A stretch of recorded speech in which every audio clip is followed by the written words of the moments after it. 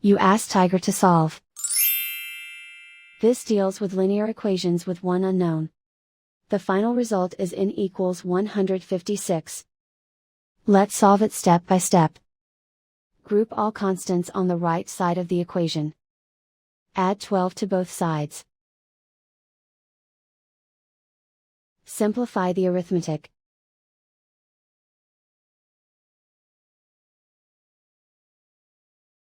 Isolate the n. Multiply both sides by 2.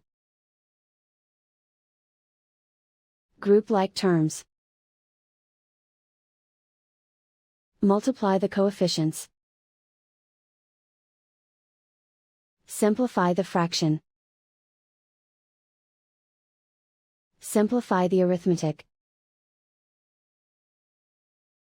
And so the final result is n equals 156.